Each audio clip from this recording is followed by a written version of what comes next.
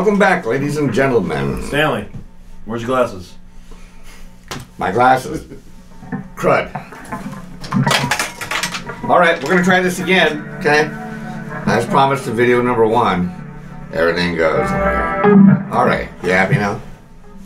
Yeah, it's almost like we planned this glasses thing. Almost, yeah. We didn't plan this. Okay. Hello, welcome back to Academy of Guitar.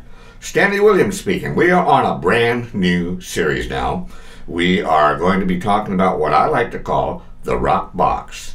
The rock box is simply really just one chord shape that we're going to use on a couple of different strings, and then we're going to shift them around in a little square-like pattern. There will be a chart up here in just a moment for you to take a look at, but let me explain how this is going to work first. We're going to be using what we call a power chord. We're not going to care at all about what the names of these chords are.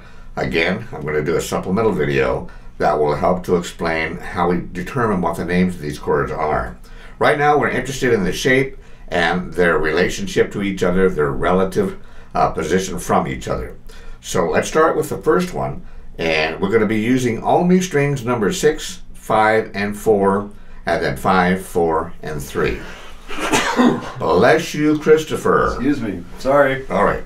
So the first chord is just a little bit of review here. Strings number 1, skinny string, fat string up on the top. Left hand fingers 1, 2, 3, and 4. Finger number 1 is going to go up to string number 6, fret number 1. 1, 2, 3, 4, 5, 6. Finger number 3 is going to go to string number 5, fret number 3. 1, 2, 3, 4, 5.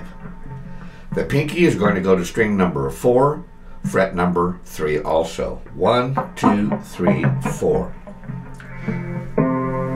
I like to call this pinky note a safety net. The reason is this note is really the same note as the note that's on the 6th string with the first finger. By that I mean that it is 1 octave higher. It's the same pitch, but it's vibrating at twice the frequency. This is the low note.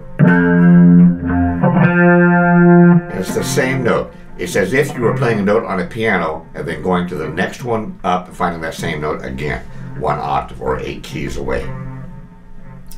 This is important because it doesn't matter whether you hit that string or not. With your right hand, you're going to try to flick the pick so that you're hitting strings number 6 and 5. If number 4 happens to get in the way and you hit it, that's fine. If you happen to miss it, it's fine, because either way, it's repeating a note that's already in the chord. So when I say flick the pick, I'm referring to just a slight motion out, because we don't want to hit any the other strings. We're only shooting for these top 2. It's not too awfully hard to do with a little bit of practice. Okay, I'm going to call this chord pattern number 1. And when I go to pattern number 2, I'm going to do exactly the same thing. I'm just going to drop all 3 fingers by 1 string each. So the first finger is going to go to 5, the 3rd finger is going to go to 4, and the pinky is going to go to 3. Otherwise, the shape is identical. Here we're going to shoot for strings 5 and 4, and once again, string number 3 is the safety net. If we hit it, it's fine. If we don't, it's fine, because this note repeats the note on the 5th string. Pattern number 2 will sound just like this. Pattern number 1 with the first chord on string number 5. First finger on string number 5, fret number 1. The 3rd finger on string number 4, fret number 3. The pinky on string number 3, also on fret number 3. I'm going to flick the pick and hit either 2 or 3 strings.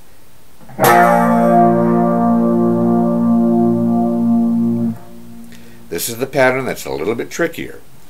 We begin on string number 4, finger number 1 on string 4, fret number 1. Finger number 3 on string 3, fret number 3. and the pinky will stretch over a little further to string number 2, 1 fret above where the third finger is at. Flick the pick. The pick is held between the thumb and the forefinger, and the pick is going to come across string 6, and it's just going to clip string 5, and if it happens to clip string 4, that's fine. If it doesn't, that's fine. I'm going to show you both ways. This is when it does not hit string 4. But you see how the arc is just a little motion, and if I hit string 4, you can hear very little difference, just a little extra texture.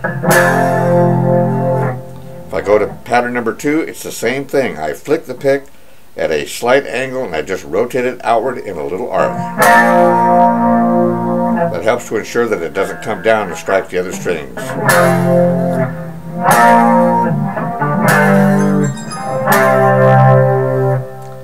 I heard that telephone, Christopher. Yes, you did. Sorry, folks. Then we're going to go to pattern number 3. Pattern number 3 is identical to pattern number 1. It's exactly the same set of fingerings on 1, 3, and 4, but I shift it 2 frets higher than where pattern 1 was. 1, 2, 3. Otherwise, it's exactly the same shape. Pattern number 4 is going to be once again the same thing as pattern number 2. We drop everything by 1 string each. So I have 2 sets, pattern 1, pattern 2, pattern 3, pattern 4. Now I can use these in different combinations. If you look on the chart up to your left, you're going to see that we can follow some different combinations of these. The first one is going to be from pattern 1 to pattern 2 to pattern 4 to pattern 3, back to pattern 1, and then we have a box-like formation.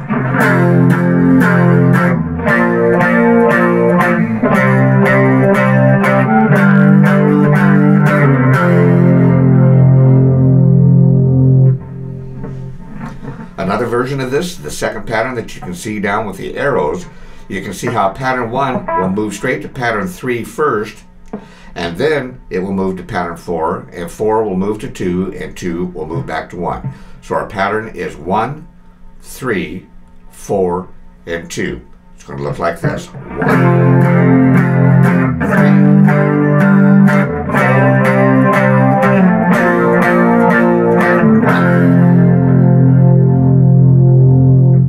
Then the last pattern that I have marked as an example is going to look kind of like an X or a bow tie, as Christopher likes to say when he sees this.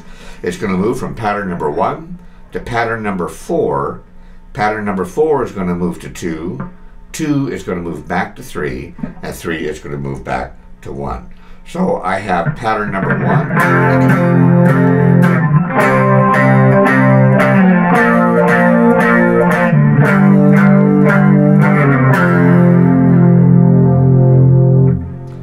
These are 3 possibles. I encourage you to look and experiment to see if you can find as many different combinations as you possibly can. Let me run through a couple of variations on this so that you can sort of see how this is going to function in real life. I'm going to do a kind of a rock rhythm, and I'm going to do a supplemental video on that, and we'll see how that comes out.